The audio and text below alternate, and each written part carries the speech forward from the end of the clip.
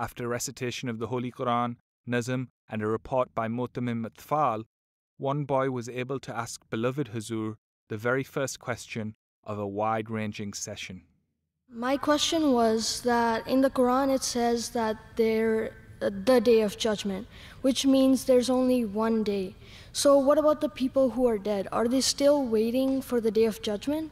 No, they are not waiting for the day of judgment, although there is one day of judgment, but those who have done good deeds, they are already in paradise. And those who have done wrong, they are getting their punishment in the hell. And at the day of judgment, again, Allah Ta'ala will ask all of them to get up and gather them.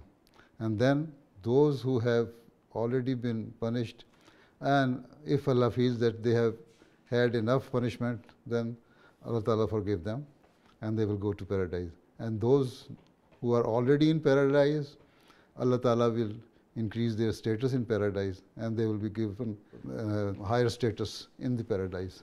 That is the simple answer of this question.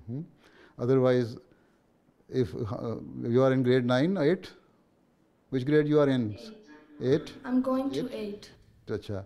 So Hazrat Mirza Masroor Ahmad has dealt with this subject in the philosophy of the teaching of Islam. That question. So if you are able to understand that, you should read from there. My question is, if you don't believe in the oneness of Allah but have done good deeds, will you be rewarded in heaven after you die? If you are doing good deeds, Allah Ta'ala does not leave any person without rewarding. He will reward you for your good deeds. And at the same time, Allah says that you should also believe in me, and then your reward will be doubled. So, if you are doing good deeds, and then Allah Ta'ala will reward you. Even if a person who only prays 5 times daily and does not behave well and usurping the rights of the people, Allah Ta'ala will not accept his or her prayer. Allah says, alongside your prayers, alongside believing in me, you have to do good deeds. So if you have to combine both of these, then Allah Ta'ala will reward you as much as He wishes. So my question is, among all good advices that you give to us, if you had to choose one for teenagers like us, which one would you point out? So the best advice is that, say, offer 5 daily prayers regularly, right? And alongside it, never tell lie, right? So there are two things you have to follow. My question is, will non-Ahmadi ever stop treating Ahmadi bad in Pakistan? Yes, of course, ultimately it will come to an end, but when, we don't know. Inshallah, khatam hoga. They try their level best to finish the community or the Jamaat of the Prophets. But ultimately, Allah says that Jamaat of the Prophet will overcome all the situation, inshallah ta'ala. In regards to SpaceX and NASA and all these space companies, in the next foreseeable future, they're planning trips to Mars and trying to colonize Mars and live on Mars. What does Islam say about this? Do they agree? Do they disagree? Or is there like a third opinion that Islam has? You see, Allah Ta'ala says that Allah Ta'ala has given this knowledge to a human being. And with this knowledge, with the research, if they reach to the other planet, then they can reach, and if possible, they can develop, or can they live there, or they can develop habitation there, I don't know. if there are some people existing live in that planet or not.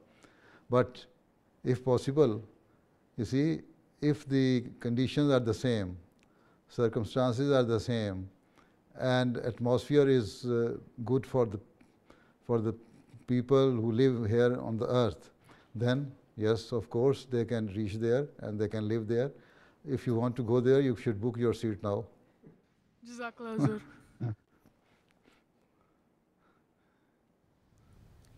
میرا نام فرحان طارق ہے اور میرا سوال یہ ہے کہ آج کل کرونا وائرس پھیلا ہوا ہے تو آپ کے لیے سفر کرنا کب سیف ہوگا؟ آپ کب کینیڈا تشریف لائیں گے؟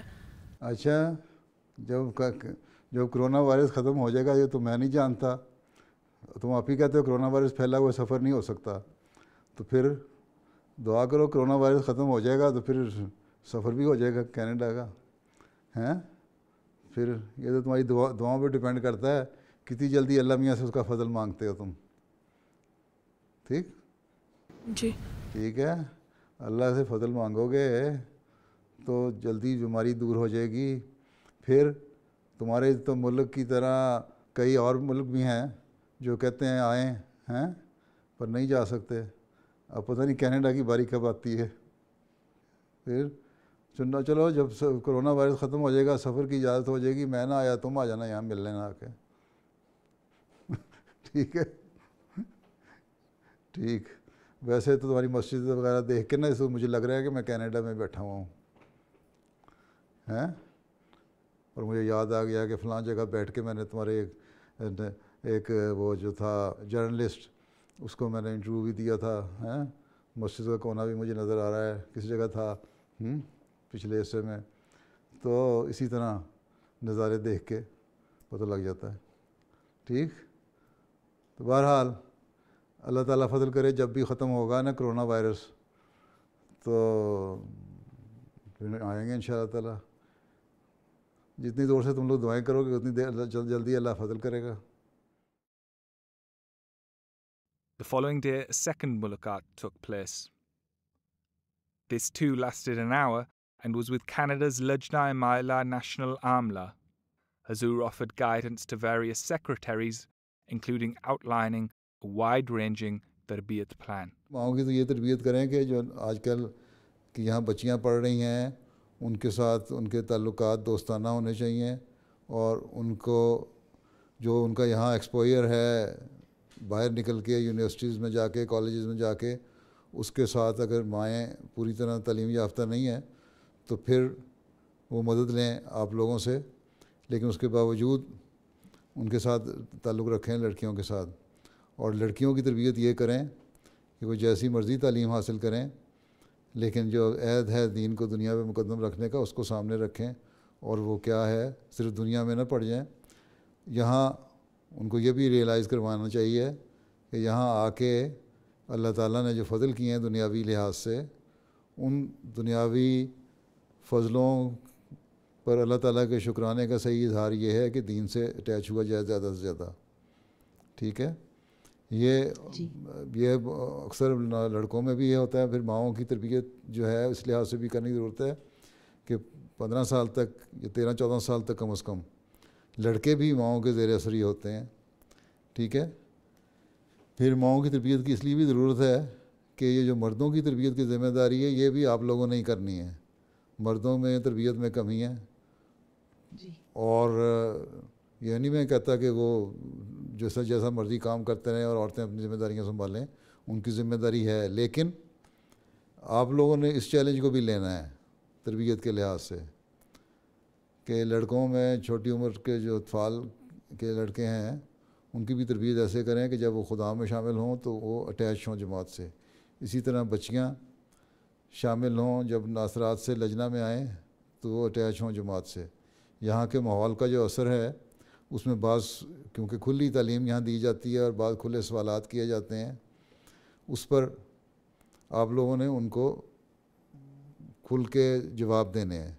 اس کا طریقہ یہی ہے کہ آپ ایک سروے کریں اور ایک بھیجیں ایک کویسچنر بنا کے سوال نامہ ہر مجلس میں جائے اور لڑکیوں کو کہیں بے شک اپنا نام نہ لکھو، جو تمہارے ذہن میں کسی بھی قسم کے سوال دین کے بارے میں ہیں یا دنیا کے بارے میں ہیں اور دین اور دنیا کے فرق کے بارے میں ہیں یا کچھ شبہات ہیں، وہ بے شک ظاہر کر دو، پھر ان کے جواب دینے کی کوشش کریں لجنہ کے لیول پر مختلف فورمز پہ، اور یہاں بھیجیں مجھے، یہاں بھی ہم کو پروگرام بنا سکتے ہیں، ایم ٹی میں بھی اس کے جواب دے سکتے ہیں۔